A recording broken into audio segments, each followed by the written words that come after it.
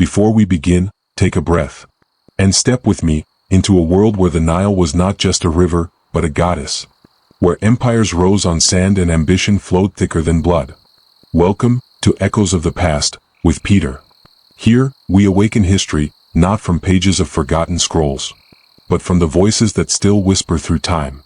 If you believe that the past still speaks, that within every echo lies a lesson, a warning, and a flame, then make sure to like, share, and subscribe. Because tonight, we tell the story of the woman who defied Rome, seduced empires, and faced eternity with poison on her lips. This is the story of Cleopatra, the last pharaoh of Egypt. In the heart of Egypt, beneath the burning sun and whispering palms, a child was born to the royal house of Ptolemy. Her name was Cleopatra Philopator, and though she was of Macedonian blood, she would become the very soul of Egypt. It is said that the moment she was born, the Nile overflowed. A sign, the priests declared, that the gods themselves had blessed the land with a queen destined to restore its glory. But Egypt at that time was not the Egypt of the pharaohs. Its temples still stood, its monuments still gleamed beneath the desert sky. But its heart had grown weary.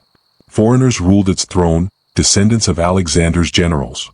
And though they wore the crowns of the Nile, they spoke in Greek, not Egyptian. Cleopatra would change that. Even as a child, she refused to be silent in any tongue. By the time she was 15, she could speak not 2 or 3, but 9 languages: Greek, Hebrew, Aramaic, Ethiopian, Median, and the ancient tongue of the Egyptians themselves. The language of the gods. She did what no ruler before her had done, she listened to her people. But in the marble halls of Alexandria, her intelligence was both a gift and a threat. Her father, Ptolemy XII, was a weak king, loved by Rome, hated by Egypt. He spent more time bribing senators in distant lands than ruling his own. And behind him, like shadows in silk, the royal court whispered, plotted, and waited. Cleopatra watched. She learned that power was not taken in daylight, it was earned in silence and claimed in the dark. When her father was exiled after a rebellion, she went with him, a teenager walking the streets of Rome, watching the wolves that ruled the world. It was there she saw power in its purest form. Men like Julius Caesar, whose words could start wars and stop them just as easily. She never forgot his face, nor the way Rome bent the knee to no one. Years passed, and when she returned to Egypt, the air was thick with betrayal. Her father was dead. The throne was hers, and yet not hers. By tradition, she was forced to share it with her younger brother, Ptolemy XIII. A boy too young to rule, but surrounded by men who thirsted for control. At 18, Cleopatra was queen in name, and fugitive in truth. The court turned against her. Her brother's advisors whispered poison into his ears. They painted her as ambitious, dangerous, and unnatural. And when she refused to be ruled, they exiled her, cast her into the desert to die. But Cleopatra was not made of sand. She was made of flame. In exile, she raised an army from the eastern deserts. While in Alexandria, fate prepared her stage. For across the sea, the world trembled. Rome had sent its greatest general to Egypt to settle a dispute between siblings. His name was Julius Caesar. When he arrived, the palace buzzed with fear and greed. Both sides sought his favor. But Cleopatra knew that words, not armies, would win this war. And so, one night, under the cover of darkness, she wrapped herself in a carpet, and was smuggled into the heart of Caesar's chamber. When the carpet was unrolled, and the young queen emerged, the general laughed, not out of mockery, but admiration. Before him stood a woman who was not merely beautiful, but brilliant. Her presence filled the room like incense. She spoke to him not as a beggar seeking aid, but as an equal offering alliance. Her words danced like the Nile's current, calm on the surface, deadly beneath. And Caesar, who had faced 1,000 armies, found himself disarmed by one woman. That night marked the rebirth of Egypt. With Caesar's support, Cleopatra reclaimed her throne. Her brother was defeated, drowned in the Nile as he fled the battlefield. And for a moment, just a moment, the gods smiled on Egypt again. Caesar stayed, and together they ruled. Not as conqueror and conquered, but as two minds bound by ambition.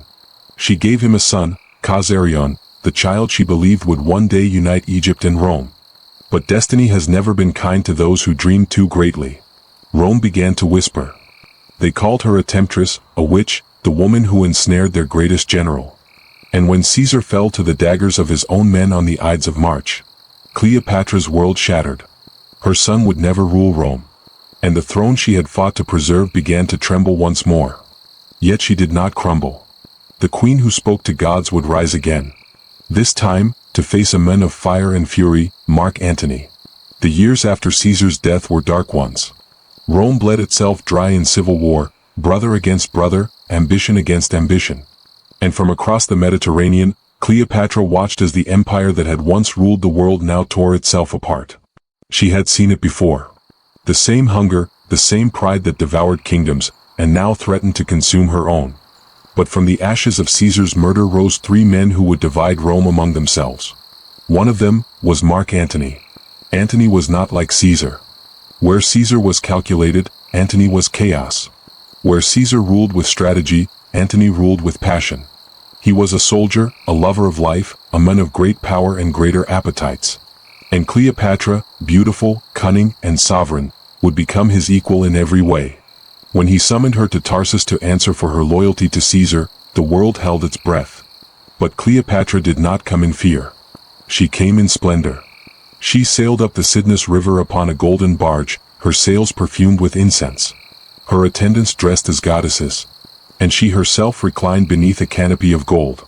Clad as Isis, the goddess of life and love. Antony, the conqueror of kings, stood silent as the queen of the Nile approached. And in that moment, it was not Rome that conquered Egypt, but Egypt that conquered Rome. Their first meeting was not politics, it was poetry.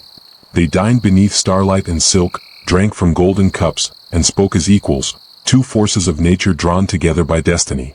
Soon after, Antony followed her to Alexandria. What began as alliance became something far more dangerous. A love that defied nations, laws, and gods. Together they ruled like deities reborn. She, the goddess of the Nile. He, the god of war. They feasted, they celebrated, they built a new world within the marble walls of Alexandria, a world where the Nile's rhythm drowned out the politics of Rome. But the Romans never forget. And in Rome, one man watched with growing hatred, Octavian, Caesar's adopted son. To him, Cleopatra was not a queen, she was a threat. And Antony, once a loyal Roman general, was now a man bewitched. So Octavian did what Rome did best, he made war sound like justice. He spread word through the empire that Antony had betrayed his homeland, that Cleopatra had stolen his loyalty and poisoned his heart. He showed the people false letters, that Antony would give Rome to Egypt and crown Cleopatra queen of kings. And Rome believed him. The Senate declared war, not on Antony, but on Egypt itself. A declaration that would end one of the greatest love stories ever told. In the summer heat of 31 BC, the 2 armies met on the waters near Actium. Antony's fleet, sleek and proud, sailed beneath Egyptian banners. Octavian's forces, disciplined and vast, surrounded them like a tightening noose. The battle raged for hours, fire and smoke over blue waters. And then, amid the chaos, Cleopatra's flagship turned, retreating toward the open sea. Seeing her sail, Antony followed, his heart overriding his command. Behind them, their fleet burned. The war was lost. They fled to Egypt, to the city that had once been their heaven, now turned into their final refuge. For a year, they lived surrounded by silence and memory. Antony, broken by defeat. Cleopatra, still regal, still proud, yet the shadow of Rome grew darker every day. When Octavian's legions finally reached Alexandria, there was no escape left. Antony, betrayed and cornered, fell upon his own sword. His dying wish was to be brought to Cleopatra. They carried him to her chamber, his blood staining the marble, his breath fading with each heartbeat. And in her arms, he died, whispering her name. The name that had once shaken empires. She kissed his lips one last time and said softly, "Together in life, together in death." But Octavian would not allow even that. He captured the queen and paraded her in chains, the jewel of Egypt reduced to a trophy for Rome. Yet even in defeat, Cleopatra remained untouchable. Her eyes still carried the fire of the Nile, her voice still laced with command.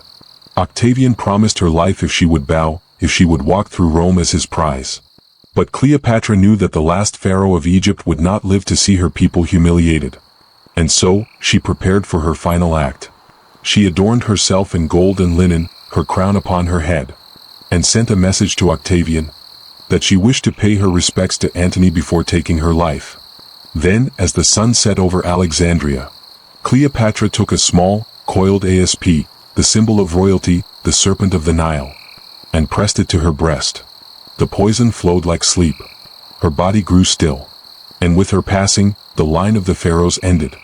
The last queen of Egypt was gone, but her legend had only begun.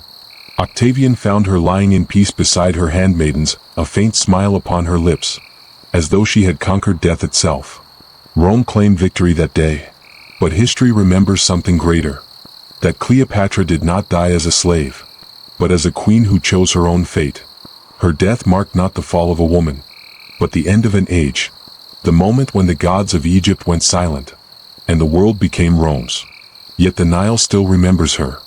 The desert still carries her name in its winds. And every statue, every ruin, every whisper of the ancient world still speaks of her. The queen who defied an empire with nothing but her mind, her beauty, and her will. Headphone. And so, the legend of Cleopatra does not end with death, but with eternity. She became the bridge between two worlds, the dying breath of Egypt and the birth cry of Rome. A woman who wielded love like a weapon, and ruled empires with a glance. What did her story awaken in you? Tell me in the comments below. And if her fire still burns within you, don't forget to like, share, and subscribe. To Echoes of the Past, with Peter, for more timeless stories that live on in the silence of history. Until next time, remember, even when kingdoms fall, their echoes never die.